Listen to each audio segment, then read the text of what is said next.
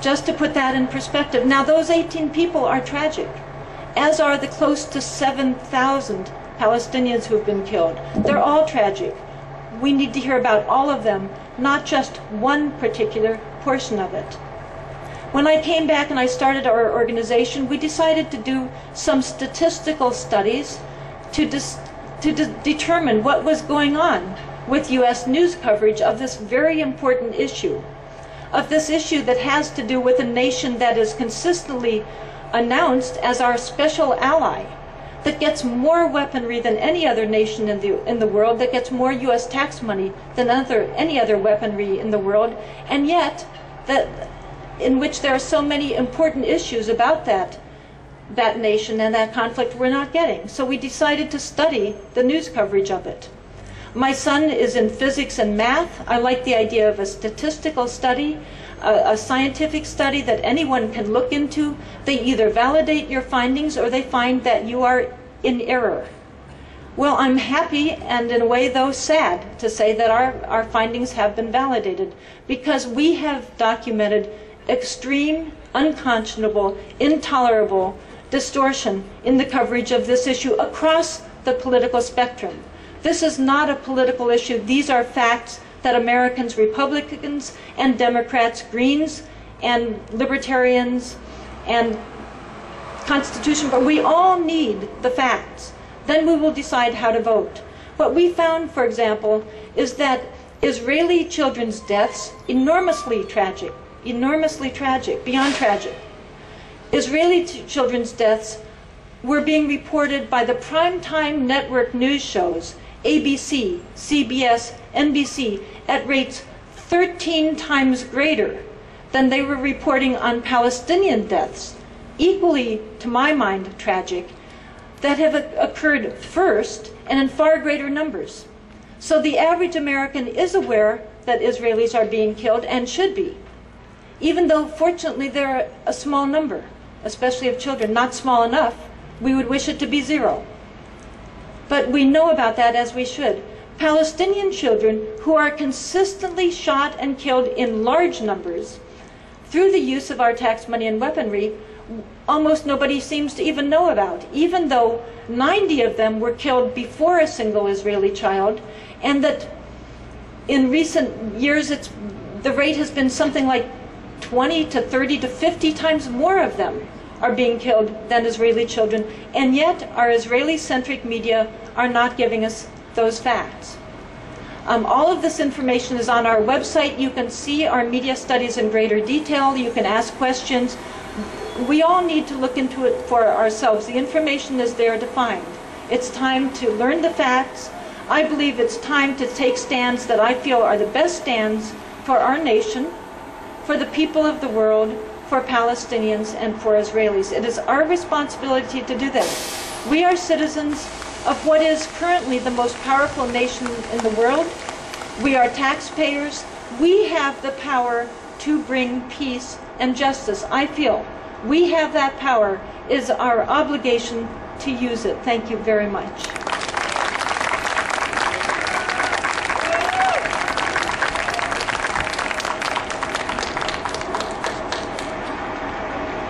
Thank you very much, Allison Weir. Before we have Q&A, we're going to have a quick announcement about BDS.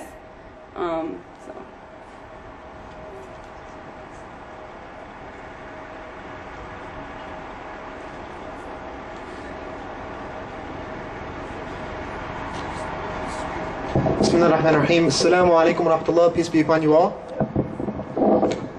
Okay, so as Ms. Weir mentioned, we, as the United States, is giving around $7 million a day at least to perpetuating Israeli aggression against the Palestinian people. So if you add that up, that's about $2.5 billion a year, and that's a pretty significant amount of money. And it's pretty sad. I mean, we just raised our tuition like what, 32% right now, right?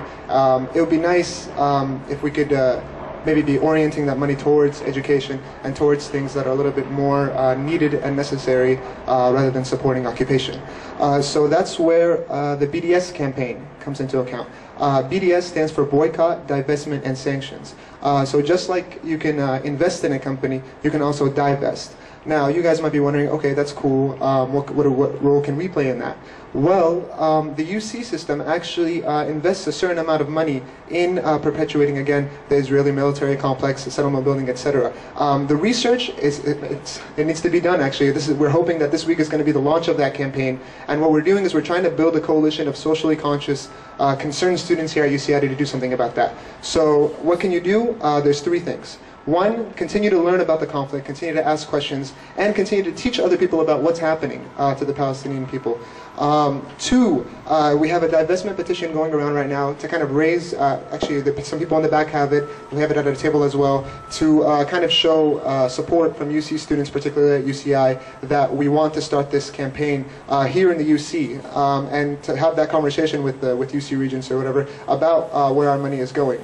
And three, again, is to join this BDS movement. It's an international, nonviolent, peaceful movement. We feel that will put the necessary amount of financial pressure on Israel to stop its acts of aggression against the innocent Palestinian people. So if you're interested, please come talk to me. Please go to the tables in the back. It's important to learn about the conflict, but knowledge without action is, of course, emptiness. So please, please take a stand today. Inshallah, God willing. Thank you very much.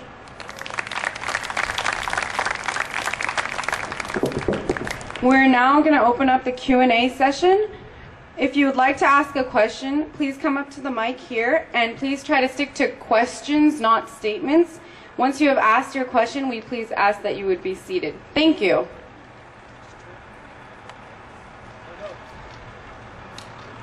Hello, Ms. Ware. Can you hear me?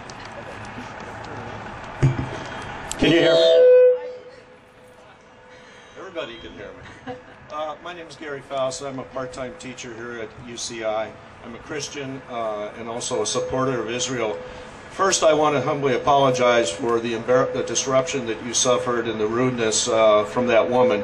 I want everybody to understand that that woman has absolutely nothing to do with any of the pro-Israel people who are out here, and there are a number of us here. She's been here 3 days. She's been an embarrassment. She is totally out of control. I apologize. That's not the way we do. Thank you. My question is, I certainly respect your commitment to human rights, and I was wondering if you are also involved in some other urgent human rights issues, such as Sudan, Darfur, the situation in Iran with homosexuals being hanged, women being stoned, persecution of Coptic Christians in Egypt, and the overall resurgence in anti-Semitism worldwide, including here in the United States, as a result of this conflict. Thank you. Thank you. Thank you for your gracious apology for even though you weren't responsible. And thank you. Well, it's very wrenching, I think, for someone like that. So, and thank you for your question. It's a very valid question, and I'm frequently asked it, so I always like the chance to address it. As I think I said, but I don't know if I did, but should have, is that I did sort of allude to it. There are so many important issues in the world, sadly, of violence and injustice in the world and in our own nation as well. All of those are important and should be addressed. Most of us, I feel, to be effective, need to sort of focus our energies at times onto the one that we're going to really work on wholeheartedly. Especially what I've found is that on Palestine, very few people have done what I've done, where we really go and see for ourselves and learn the facts and research it, etc. So I feel a special obligation to work on that issue. It's the most, I'm sure you're aware, it's the most difficult issue to work on today. You're called nasty names. The minute that you say anything critical of Israel, you're called anti-Semitic, one of the nastiest, most offensive names around. That's not pleasant. If I worked on Darfur, which is important, if I worked on the prisoners in this country who are maltreated, that's important. I wouldn't be called these types of names. I could do that. I would be doing important work, and I would not get the kind of attacks that you get when you work on Palestine. I think those of us that are willing to work on Palestine have the obligation to do that, because so many other people will not do it. Those other issues are important. As I've told people, I'm happy to support those efforts, to sign petitions, to maybe donate a little bit of my minimal money, etc. So I support